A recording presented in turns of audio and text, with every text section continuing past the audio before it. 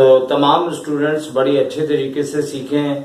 इस साल भी इस एक्सरसाइज से क्वेश्चन आएगा और इसके बारे में कुछ बातें बतानी है। जैसे कि मैं कह रहा हूँ कि इस एक्सरसाइज से क्वेश्चन आएगा तो इसमें थोड़ी सी बात में रद्दोबदल जरूर है कि हमारी 3 एक्सरसाइज हैं, याद रखें 6.6, 6.7, 6.8। इन तीनों एक्सरसाइज को अगर मिला दें कि यानी कि तीनों करने के बाद आपका यकीनी तौर पे ये क्वेश्चन कंप्लीट हो जाएगा। तो इस सिलसिले में पहले तो ये आपको बात बतानी पड़ेगी कि हमारे पास क्वाड्रेटिक इक्वेशन ये दी हुई है और क्वाड्रेटिक इक्वेशंस को अगर हम लिखें तो स्टैंडर्ड फॉर्म उसकी क्या होती है, ax² plus bx plus c is equal to 0। अब इस इक्वेशन को क्वाड्रेटिक इक्वेशन कहा जाता है और इसके अंदर क्या होता है कि ax² का कोफिशिएंट होता है और b x की पावर 1 का कोफिशिएंट होता है और c के साथ अगर x है तो उसकी पावर 0 समझी जाएगी। लिहाजा ये क्वाड्रेटिक इक्वेशन है। क्वाड्रेटिक इक्वेशन इसलिए कहा जाता है कि x की पावर 2 होती है। तो जब x की पावर 2 होती है तो लाजमी तौर पे इसके 2 आंसर्स आते हैं। ये आप नोट कर लें कि अगर x के ऊपर पावर 2 होगी तो उसके 2 आंसर्स आते हैं। अच्छा, मैथमेटिकल लैंग्वेज में क्या कहते हैं कि इसकी जो एक्सपोनेंट है वो वेरिएबल्स का विद रिस्पेक्ट टू 1 वेरिएबल, इसमें 2 वेरिएबल्स नहीं हो सकते। a b c basically coefficient को शो करते हैं और वेरिएबल x है। तो 1 वेरिएबल हो और x की पावर अगर 2 हो तो वो क्वाड्रेटिक इक्वेशंस कहलाती है और मैथमेटिकली तौर पे इसका एक्सपोनेंट 2 है और क्वाड्रेटिक इक्वेशन ये कहलाएगा और इसके 2 आंसर्स आते हैं जो मैथमेटिकली तौर पे रूट्स कहलाते हैं और बाज बुक्स में उसको मेंबर्स भी बोला हुआ है, लिहाजा ज्यादा बेहतर लफ्ज रूट्स है। तो अब अगर हम दोबारा इस क्वाड्रेटिक इक्वेशन पे बात करें तो ये हमारी एक्सरसाइज चैप्टर नंबर 6 में 6.6 है। लेकिन बेसिकली क्या है कि ये क्वेश्चन हमारे 3 मेथड से सिंप्लीफाई हो सकता है। पहला फैक्टराइजेशन मेथड, दूसरा कंप्लीटिंग स्क्वायर मेथड और तीसरा जो क्वाड्रेटिक फॉर्मूला है। तो इस क्वाड्रेटिक इक्वेशंस के बारे में आप लोगों से ये बात करनी है कि ये कहने को तो एक्सरसाइज 6.6 है लेकिन हमें तीनों एक्सरसाइज का एक जनरल लेक्चर आपको देना है। वो ये कि भाई अब बात ये करनी है कि भाई 3 एक्सरसाइज हैं 6.6, 6.7, 6.8। उन तीनों में डिफरेंट मेथड है। एक नॉर्मल क्वेश्चन जो तीनों मेथड से सॉल्व करे तो उसका आंसर सेम आता है। सही है ना, क्या आता है, सेम आता है। तो बहुत से बच्चे ये भी बात करते हैं कि सर जब एक क्वेश्चन तीनों मेथड से सेम आता है तो हमें क्यों इतने सारे मेथड करा दिए जाते हैं। तो भाई एक मिसाल आपको दुनिया की देनी है कि देखें, होता यह है कि दुनिया के अंदर भी हमारे पास 3 किस्म की ट्रैवलिंग होती है, मतलब बाय रोड, ठीक है ना, बाय ट्रेन, बाय एयर। तो हम अगर ये लफ्ज कहें कि भाई आप जहाज पे ही सारे चले जाओ, जब जहाज जल्दी पहुंचा देता है, ठीक है, ट्रेन पे क्यों जाते हो, गाड़ियों पे क्यों जाते हो। तो वहां पे भी तो हमारे पास कराची से लाहौर जाने के 3 जराए हैं ना। तो आप ये सोचें अगर हम 3 मेथड पढ़ रहे हैं तो इसमें भी मैथ्स की कोई ना कोई कॉन्सेप्ट की बात होगी। तो लिहाजा कहने का मतलब है कि ये मिसाल आपको सिर्फ इसलिए दी है कि अगर हमें 3 मेथड से करना है तो एग्जाम में वो कोई भी मेथड आपसे कह देंगे कि आप इससे करो या इससे करो या इससे करो, 3 मेथड है। अब आपको बात ये बतानी है, यहां से जरा गौर से आपने बात को सुनना है क्योंकि वो सारी एहतियाती बातें या सारी मिसालें दी थी, लेकिन अब यहां से सिलसिला हम बाकायदा आपको समझा रहे हैं। देखें, 100 क्वेश्चन अगर क्वाड्रेटिक इक्वेशंस के दिए हों तो फैक्टराइजेशन जो मेथड होता है ना उसमें नॉर्मली 100 में से 15 क्वेश्चन हमारे फैक्टराइजेशन मेथड से हो जाते हैं और कंप्लीटिंग स्क्वायर से वही 100 क्वेश्चन आपके जो है वो 91, 92 भी हो जाते हैं। लेकिन क्वाड्रेटिक फार्मूला जो एक्सरसाइज 6.8 है उससे आपके मैट्रिक लेवल पे तमाम क्वेश्चन सॉल्व हो जाते हैं। अब बोर्ड वाले करते क्या है कि 30 ईयर्स की हिस्ट्री के अंदर ज्यादातर बल्कि अक्सर वो आपको आपकी मर्जी पे रखते हैं कि आप जिससे चाहें कर लें। आप चाहें तो फैक्टराइजेशन से कर लें, आप चाहें तो कंप्लीटिंग से कर लें, आप चाहें तो क्वाड्रेटिक फार्मूले से कर लें। लेकिन ये जो आपको इससे पहले बात बताई है कि 50 क्वेश्चन फैक्टराइजेशन से हो जाते हैं, 50 100 में से नहीं होते, और कंप्लीटिंग में भी 100 के 100 नहीं होते। लेकिन क्वाड्रेटिक फार्मूला जो एक्सरसाइज 6.8 है उससे सारे क्वेश्चन हो जाते हैं।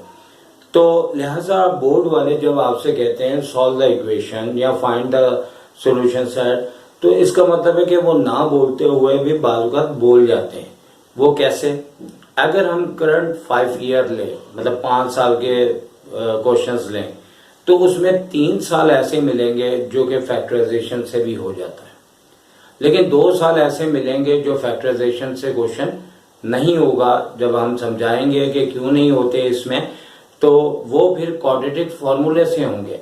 तो लिहाजा अब आपने उनकी चालाकी होशियारी समझी कि वो कभी मेथड को नहीं बोलते, लेकिन हमें कम से कम 2 मेथड तो बहुत अच्छे आने चाहिए। एक फैक्टराइजेशन यानी कि 6.6 और दूसरा 6.8 जो कि आपका कौन सा है, क्वाड्रेटिक फार्मूला।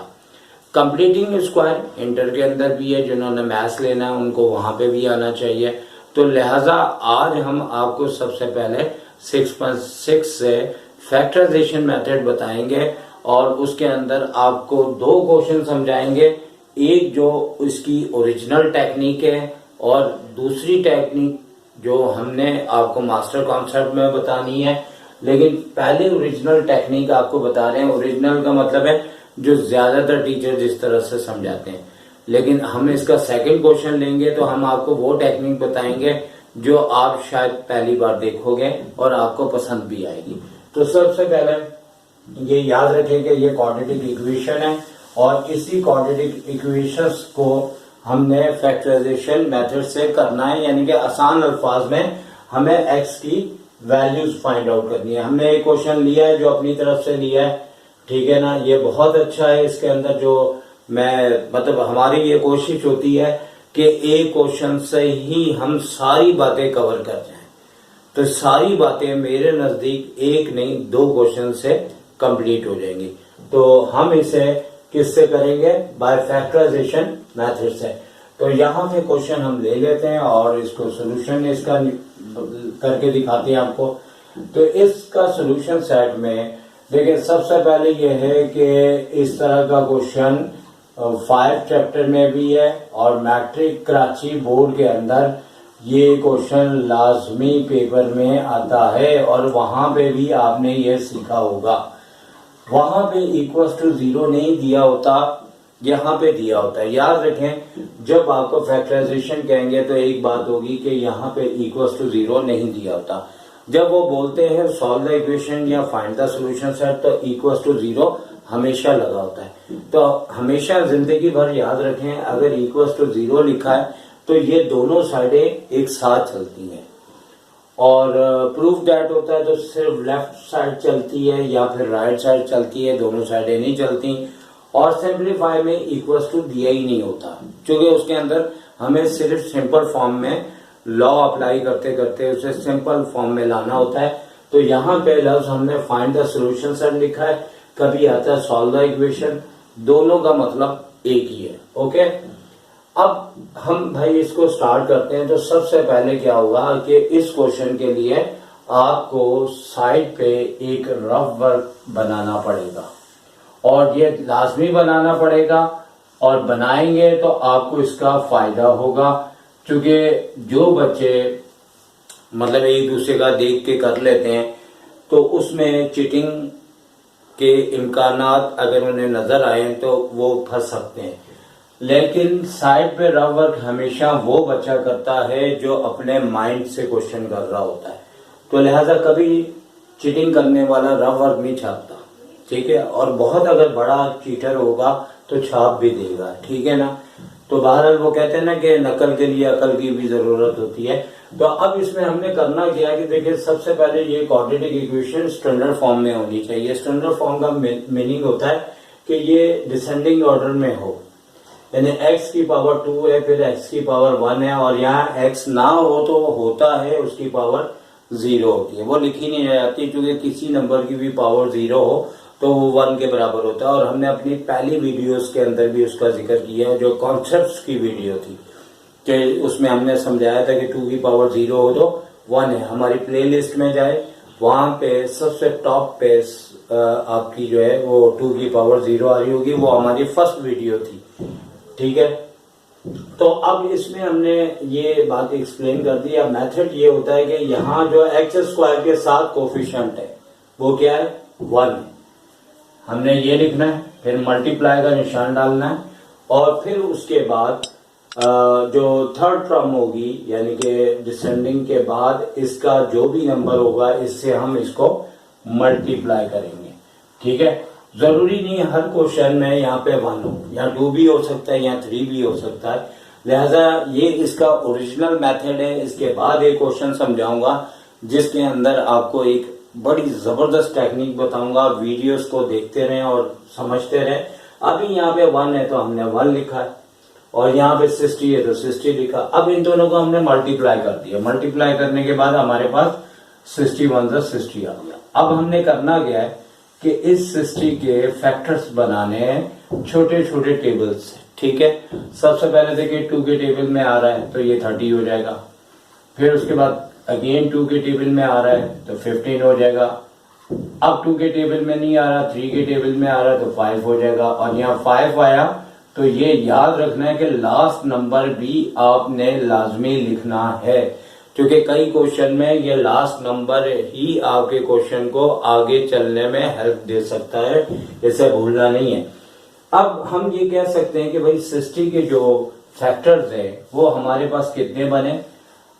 60 के factor 2 into 2 into 3 into 5 into 1, ये हमारे 60 के फैक्टर बने। अब बेसिकली ये बड़ी क्लासेस के अंदर भी बहुत ज्यादा आती है। जो बच्चा इसमें एक्सपर्ट होगा वह आगे भी कामयाब रहेगा। अब होता यह है कि भाई इसका हमने कोफिशिएंट ले लिया था 1, और इसका भी कोफिशिएंट ले लिया था 60, दोनों को हमने मल्टीप्लाई किया तो 60 आ गया। अब जो बीच की टर्म है ना, ये क्या लिखी हुई है, माइनस के 17। तो हमें क्या करना है कि भाई माइनस के 17, ठीक है ना, हमें माइनस के 17 टर्म्स बनानी है। कोई 2 टर्म इन नंबरों से मल्टीप्लाई करके हमने ऐसी टर्म बनानी है जो मिडिल टर्म में, जैसे माइनस 17 लिखा है तो वो नंबर हमारे पास बन जाए। अब यहाँ पे एक बात मैं आपको पते की बताऊंगा, नंबर जितना बड़ा होगा उतनी मुश्किलात आ सकती हैं, काम मुश्किल हो सकता है। जितने कम नंबर आएंगे उतना आसान होगा, और बहुत ही कम नंबर आएंगे तो मैंने तो देखा है कि उसमें भी बच्चे परेशान हो जाते हैं। लेकिन यहाँ पे हमारे पास 5 फैक्टर आए हैं, 1 2 3 4 5। हमने 2 टर्म्स ऐसी मल्टीप्लाई करके बनानी है जो हम आपको समझाने के लिए ना गलत भी बनाएंगे। यानी मैं तो डायरेक्ट भी बना दूं, मुझे तो आता है क्वेश्चन, लेकिन सिर्फ आपको समझाने के लिए कि इंसान से गलतियां होती है तो डरना नहीं उससे। तो आप देखें कि अगर मैं फर्ज करो इन दोनों से एक टर्म बना लेता हूँ, 2 2 जा 4, तो मैं यहाँ पे इसलिए लिख रहा हूँ कि हमारा टारगेट क्या है, माइनस 17। और यहाँ पे मैं 5 को 3 से मल्टीप्लाई करता हूँ और फिर उसको 1 से करता हूँ, तो 5 3 जा 15, 15 1 जा 15 है। तो अब आप देखें कि यहाँ पे मैं कोई भी साइने लगा दूं, माइनस के 17 मुझे नहीं मिलने वाले, क्योंकि अगर मैं इन दोनों को माइनस रखता हूं तो हमारे पास माइनस के 19 आ जाएंगे, जो मैं यहाँ लिख के बता रहा हूं। दोनों को मैं प्लस रखूं तो प्लस के 19 आ जाएंगे, प्लस के 19 आ जाएंगे, ठीक है। एक को मैं माइनस रखूं, एक को प्लस रखूं तो माइनस के 11 आ जाएंगे। तो ये सारे जो नंबर मैं लिख रहा हूं, मुझे किसी तरीके से भी साइन लगाने से माइनस के 17 नहीं मिल सकते। तो अब हम इसको मिटाते नहीं है, इसको साइड पे रहने देते हैं ताकि आपको याद रहे कि हमने इसमें कोशिश की लेकिन हम नाकाम हुए। तो इसका मतलब ये है कि ये मैंने आपको सिर्फ समझाया है कि एक ट्राई में आपका -17 जो भी बीच में लिखा हो वो नहीं भी बनता, तो इसमें आपको परेशान नहीं होना। अब इसका मतलब है, चलो इसको भी मैंने मिटाता। अब हम क्या करेंगे कि अपने फैक्टर चेंज करेंगे। क्या करेंगे? फैक्टर चेंज करेंगे। तो फैक्टर इस तरह से चेंज करते हैं कि इस बार क्योंकि इस क्वेश्चन में मैंने एक चालाकी रखी हुई है जो कि बहुत जबरदस्त है, ठीक है ना, वो आपने वॉच करना है। 5 2 10, 10 2 20। अब देखें, अब फिर मेरी कोशिश है माइनस के 17 लाने की। तो देखो 5 2 10, 10 2 20। तो अब आप ये बताएं कि मेरे पास कौन से नंबर बाकी रह गए। एक 3 रह गया और एक 1 रह गया, तो 3 1 3। तो भाई अब तो मुझे उम्मीद हो रही है कि पक्का पक्का ये माइनस का 17 बन रहा है, बल्कि यकीन हो रहा है कि माइनस का 17 बन जाएगा। अब साइन जो है ना हम लोग खुद लगाते हैं, लेकिन ऐसा नहीं है कि बगैर सोचे समझे लगाते हैं, लेकिन ऐसी लगानी होती है कि इनकी साइन वो लगाएं कि हमारे पास माइनस का 17 बने। तो भाई ग्रेटर नंबर को मैं माइनस में रख दूंगा, स्मॉल नंबर को प्लस में रख दूंगा। तो आपको पता है कि बड़े नंबर में से छोटे नंबर को लेस करें तो कितना आता है? 17। और साइन किसकी आती है? बड़े नंबर की। तो भाई ये तो हमें बहुत खुशी हो गई कि हमारा फैक्टर बन गया। लेकिन आपको मालूम है कि ये फैक्टर जो बना है, बन तो गया है लेकिन गलत है। क्या बोला मैंने? गलत है।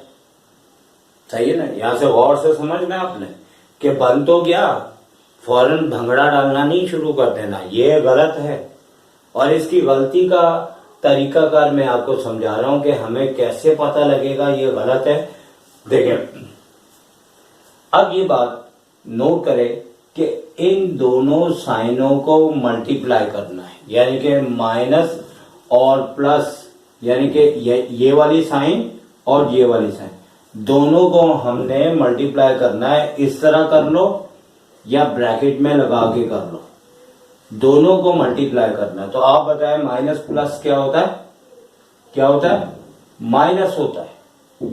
इस माइनस को इस वाली साइन से मैच होना चाहिए। तो यहां पे क्या दिया? प्लस। और हमारे पास इन दोनों साइनों का मल्टीपल क्या आ रहा है? माइनस। तो इससे मसला पता क्या होगा?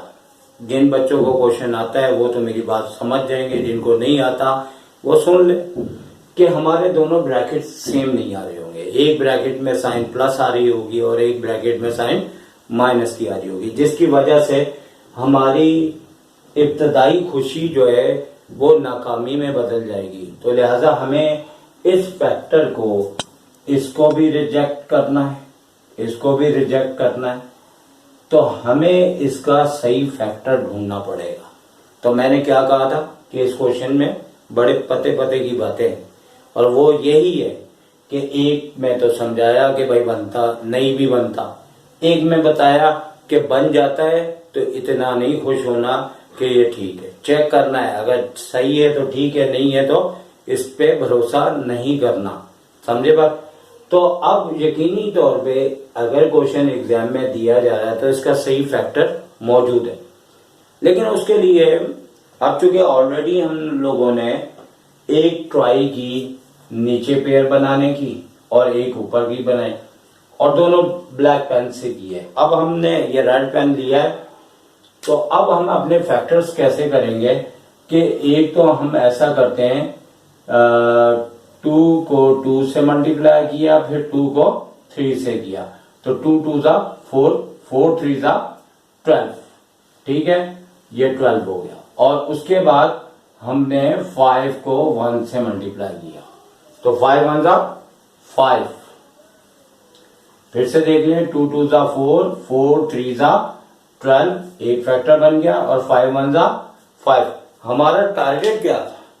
हमारा टारगेट ये था कि हमें माइनस के 17 लाना था। एग्जाम में जब क्वेश्चन दिया होगा तो लाजमी सही आंसर भी आता होगा, अगर वो पूरी एक्सरसाइज जैसे 6.6 कह रहे बाय यूजिंग द फैक्टराइजेशन, तो इसमें लाजमी बनेगा। अब इसको भी हमने माइनस रख दिया है और इसको भी माइनस रख दिया, तो हमारे पास माइनस के 17 बन गए। तो उसी टेक्निक से हमने इन दोनों साइनों को मल्टीप्लाई करके देखना है। माइनस माइनस क्या होता है प्लस, तो ये किससे मैच हो रहा है, ये हो रहा है इससे, ठीक है। यानी इस साइन को इस साइन से बिल्कुल मैच होना चाहिए। तो ये हमारा करेक्ट हो गया मेथड। यही बात थी जो इसमें समझने वाली थी। बाकी दो क्वेश्चन बिल्कुल आपको प्रैक्टिस करनी है तो बड़ी आसानी से हो जाएगी। अब आपने यहाँ पे इक्वल्स टू डाल देना है और यहाँ पे चूंकि ये लेफ्ट समझा जाएगा इसका सोल्यूशन, सॉरी इसमें नहीं, वो फैक्टराइजेशन में डाला जाता है, ठीक है। मैं वीडियोस में ये हिस्सा भी नहीं काटूंगा ताकि जिस तरह हमसे गलती होती है आपसे भी होती है, क्योंकि अगर ये फैक्टराइजेशन होता तो इक्वल्स टू डालते हैं हम यहाँ पे, लेकिन एक वक्त में एक ही इक्वल्स टू होता है, दो नहीं होते, सही है। एक लेफ्ट होता है और एक राइट होता है नॉर्मली, ठीक है। वैसे आपको बड़ी क्लासेस में दो इक्वल्स टू भी मिलेंगे, लेकिन वो क्वेश्चन देने वाले पे डिपेंड करता है। नॉर्मली जो है वो लेफ्ट और राइट होता है। तो यहाँ पे हमने इक्वल्स टू नहीं डालना, जैसे मुझसे गलती से हो रहा था और अच्छा है हो रहा था, ताकि आपको मैं ये बात बता सकूं। अब हमें क्या करना है कि पहली टर्म वैसे ही उतार देनी है और लास्ट वाली टर्म भी वैसे ही उतार देनी है, लेकिन थोड़ा सा आगे करके, थोड़ा सा आगे करके। लेकिन ये वाली टर्म दो टर्मों में ब्रेक हो जाएगी जो हमने यहाँ पे बनाई है, एक -12 और एक -5, जिसे हम ऐड करेंगे तो हमारे पास -17 आएगा। लेकिन यहाँ x लिखा है, यहाँ x नहीं लिखते हैं। कल को यहाँ x और y दोनों भी हो सकते हैं। हम सिर्फ नंबर्स को सेट करते हैं और उसके बाद कोई भी, यानी कि ये अगर -12 -5 है, जो चाहे पहले लिख दें, कोई टेंशन नहीं। -12 x पहले लिखना चाहें ये लिख दें, -5x पहले लिखना चाहें वो लिख दें, कोई टेंशन नहीं है। दोनों से आंसर सेम आएगा, ठीक है। अब हमने क्या किया कि इन दोनों में से कॉमन लेना है, इन दोनों ब्रैकेट में से कॉमन लेना है, और कॉमन से मुतालिक आपको हमने 5 चैप्टर में 5.1 एक्सरसाइज से रिलेटेड अपनी फैक्टराइजेशन फर्स्ट वीडियोस के अंदर आपको हमने कॉमन लेना सिखाया था। अगर आपको प्रॉब्लम हो तो आप प्लेलिस्ट में जाएं, 5.1 to 5.5 की फैक्टराइजेशन की फर्स्ट वीडियो आप देखें कि कॉमन कैसे लिया जाता है। तो यहाँ पे हमने क्या करना है कि इन दोनों में से हमारे पास सिर्फ और सिर्फ x कॉमन है, तो हमने x कॉमन लिया, ब्रैकेट लगाया, तो यहाँ पे x की पावर में से 1 पावर लेस हो गई, 1 आ गया, और माइनस का 12 और x की पावर 1 पूरी की पूरी बाहर आ गई। और अगर वैसे देखा जाए तो 1 में से 1 पावर लेस हुई तो ये 0 आ जाता है। अब इसी तरह इन दोनों में हमने नेगेटिव कॉमन लिया है। अमूमन जब यहाँ नेगेटिव होता है तो नेगेटिव भी आ जाता है, ठीक है, क्योंकि हमें दोनों ब्रैकेट सेम करने होते हैं। तो यहाँ प्लस हो तो प्लस या माइनस आने के चांसेस होते हैं, लेकिन यहाँ नेगेटिव हो तो अमूमन यहाँ पे नेगेटिव ही उतार दिया जाता है, पॉजिटिव हो तो पॉजिटिव उतार दिया जाता है। लेकिन एक याद रहे बात कि दोनों ब्रैकेट हमारे सेम आने चाहिए। कल को यहाँ पॉजिटिव हो, बहुत कम ऐसे क्वेश्चन होते हैं, बहुत कम होते हैं कि यहाँ पे पॉजिटिव है लेकिन हमें यहाँ पे नेगेटिव कॉमन लेना होता है, क्योंकि रूल्स के मुताबिक अगर दोनों टर्म नेगेटिव है तो नेगेटिव कॉमन लेते हैं, दोनों पॉजिटिव है, एक पॉजिटिव एक नेगेटिव, तो पॉजिटिव कॉमन आता है। लेकिन इस टाइम तो कोई इशू नहीं है। और इन दोनों में 5 का टेबल है, हमने वो कॉमन ले लिया है। अब ब्रैकेट लगाया तो आप देखिए माइनस माइनस प्लस हो गया, 5 से 5 डिवाइड हो गया 1 हो गया, और x वैसे का वैसे आ गया क्योंकि हमने कॉमन नहीं लिया। और यहाँ पे दो तरीके कार है कि 60 को 5 से -5 से डिवाइड करें तो माइनस का 12 आता है, वो आप लिख दें, या फिर आप इस तरीके से भी कर सकते हैं कि माइनस प्लस माइनस और 5 12 60। तो अब आप ये देखें कि ये दोनों ब्रैकेट आपके सेम आए, सेम साइन और बिल्कुल सेम है। वो क्यों आए कि हमने यहाँ पे चेक कर लिया था कि माइनस माइनस क्या होता है प्लस, जबकि यहाँ पे क्या था माइनस प्लस माइनस था, और लास्ट टर्म की साइन अगर चेंज होती है तो यहाँ आके बच्चे पकड़ते हैं कि भाई यहाँ माइनस आ रहा है और यहाँ पे प्लस आ रहा है। तो लाजमी आपने अपना टाइम जाया करके कॉपी गंदी करके फिर करना है, तो आपने फौरी तौर पर चेक करना है। तो अब इसके बाद क्या करेंगे कि हम दोनों ब्रैकेट आपको पता है कॉमन आ जाएंगे यहाँ पे x माइनस 12। तो कॉमन आने के बाद आप देखें क्या होगा कि ये ब्रैकेट बाहर आ गया, या सिर्फ x बचा और -5 आया, और ये भी ब्रैकेट हमारे पास बाहर की तरफ आ गया। ठीक है, तो यहाँ पे हमने जो ब्रैकेट लिया था वो x माइनस 12 कॉमन लिया था, और आप यूं देख लें कि इस माइनस से यहां तक सिर्फ x रह जाएगा, ये बाहर आ चुका है। ठीक है, और इसी तरह ये भी बाहर आ चुका है, और यहाँ पे -5 रहेगा और इक्वल्स टू 0। तो इसके बाद दोनों प्रोडक्ट ब्रैकेट को हम अलग अलग करके 0 के इक्वल रख देते हैं। अगर यही आपका 5 चैप्टर हो तो इक्वल्स टू नहीं लगा होता है, ये इसकी फैक्टराइजेशन कहलाती है। लेकिन यहाँ पे ये फर्क होता है कि जो इक्वल्स टू चल रहा होता है तो वो इसी बात का इंतजार कर रहा होता है कि जब ये फैक्टर फॉर्म में आए तो हर फैक्टर को आप 0 के इक्वल लेके आप वैल्यू को फाइंड करें। आपने इसको भी 0 के इक्वल कहना है, आपने इसको भी 0 के इक्वल कहना है। तो यहां से x की वैल्यू आपके पास 12 आ गई और यहाँ x की वैल्यू 5 आ गई। तो ये हमारे दो सॉल्यूशन सेट आ चुके हैं, और इसे हमें सॉल्यूशन सेट को सिंगल ब्रैकेट के अंदर दोनों आंसर लिखने हैं। बेशक आप 12 5 लिख दें, बेशक आप 5 और 12 लिख दें, ये आपके पास आंसर कहलाएगा, और इस तरीके से आपका सॉल्यूशन सेट आ जाएगा।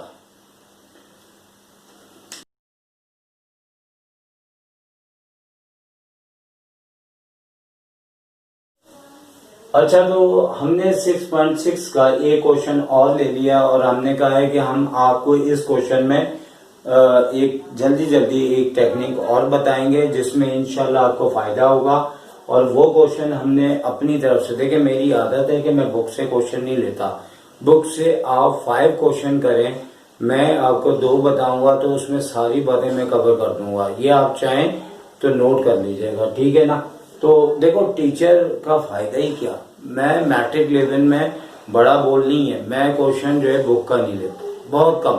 हाँ 2.7 जो थी अपनी तरफ से अगर क्वेश्चन लूंगा तो वो प्रैक्टिस हो सकती है, लेकिन बोर्ड में चूंकि 2.7 के बहुत सारे क्वेश्चन है मुख्तलिफ टाइप्स के, तो वो वही करने चाहिए। लेकिन बाद क्वेश्चन में टेंशन नहीं है, अगर ये क्वेश्चन मैं अपनी तरफ से करवा रहा हूँ तो आपको मेथड आना चाहिए, समझ आ रही बात। लेकिन जिस जगह मैं भी समझता हूँ कि भाई ये क्वेश्चन नहीं करवाने चाहिए तो मैं वही करवाता हूँ। लेकिन जिस जगह मुझे मालूम है कि भाई आपको कोई क्वेश्चन को रटना थोड़ी है, आपने तो उसको समझना है। तो अब ये देखें, एक क्वेश्चन मैंने अभी तैयार किया है आप लोगों के लिए, जिसके अंदर मैं इसको पहले वाले क्वेश्चन से डिफरेंट टेक्निक से करवाऊंगा और यकीनी तौर पे आपको अच्छी लगेगी, आप देखते रहें। अब इसमें चूंकि हमने मेन बात पहले कर ली है, अब इसमें बहुत ज्यादा टाइम नहीं लगेगा, फौरन समझ आ जाएगा। क्वेश्चन हम उतार लेते हैं जो हमने यहाँ पे लिखा हुआ है।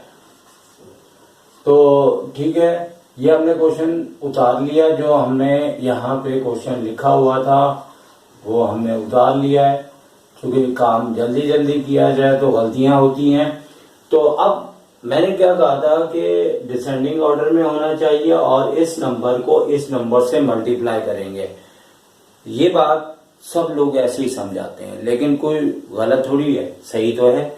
लेकिन क्या है कि बाहर जगह आप बड़ी आसानी से क्वेश्चन कर सकते हैं, लेकिन ऐसा ना कीजिएगा कि इस नंबर को इस नंबर से मल्टीप्लाई करें। वो कब करें वो मैं आपको बताऊंगा।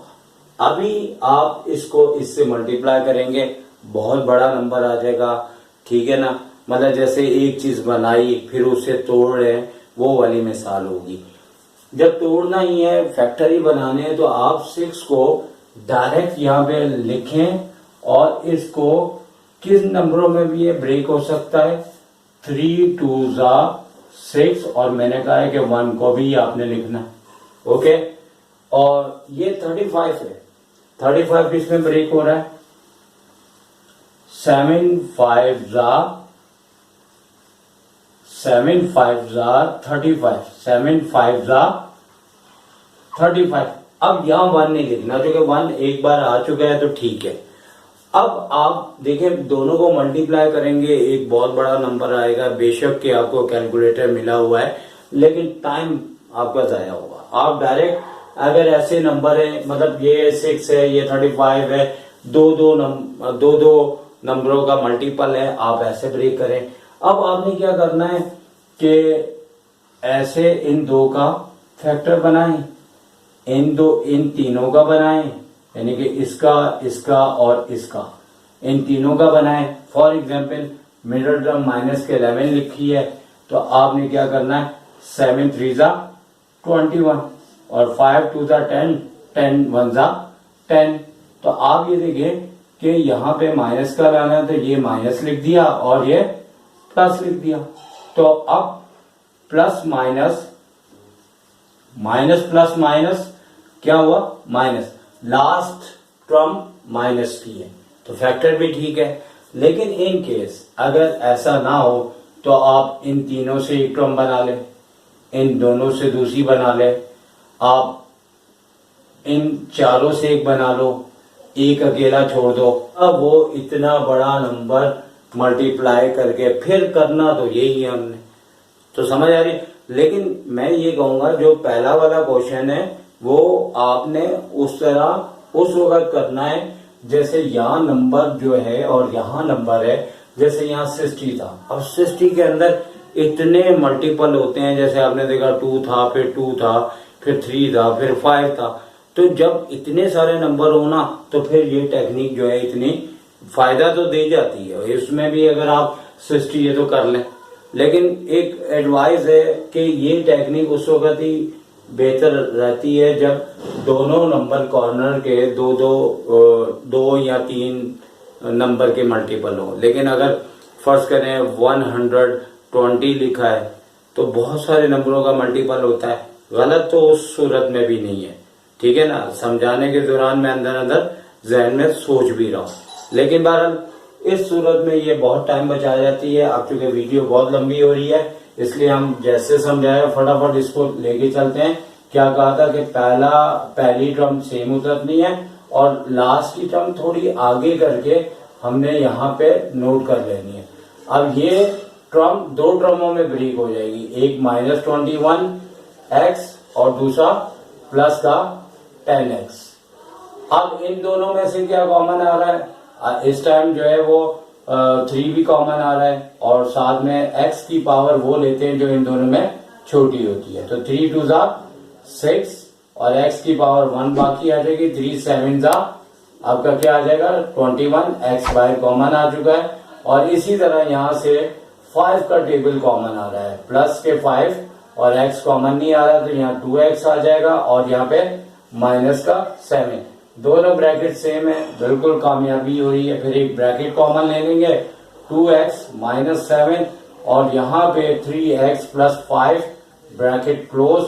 क्या करते हैं फिर इसके बाद दोनों ब्रैकेट्स को 0 के इक्वल ले लेते हैं, ये भी 0 के इक्वल आ गया और ये भी 0 के इक्वल आ गया। और इस तरह से हम यहाँ से x की वैल्यू निकालेंगे तो यहाँ 7 आई और जो 2 मल्टीप्लाई हो रहा था इससे आगे डिवाइड हो गया, अपॉन में 2 है। इसी तरह हम यहाँ पे भी करेंगे, 3x है माइनस के 5 और x जो है -5/3 है। तो हमारे पास सॉल्यूशन सेट जो लिखा जाएगा वो है 7/2 और -5/3। आप महसूस कर रहे होंगे कि मैंने बड़ी तेजी से समझाया, वो इसलिए कि वीडियो भी बड़ी हो रही है और इससे पहले वाला क्वेश्चन मैंने काफी डिटेल से बताया था। लिहाजा ये दोनों टेक्निक्स अपने पास नोट करें और इंशाल्लाह आपको ये पूरी एक्सरसाइज करनी आ जाएगी। तो अब आपसे इजाजत चाहेंगे और एक ये भी बात बताएंगे कि हम एंड में वीडियोस को ऊपर से नीचे तक दिखाएंगे आपको, ताकि अगर आपको पूरा क्वेश्चन देखना है, अगर आप नोट नहीं कर सके तो देख सकेंगे। तो हमारी इजाजत के बाद वो आपको हमारा कैमरामैन दिखा देगा। इजाजत दीजिए, टेक केयर, अल्लाह हाफिज।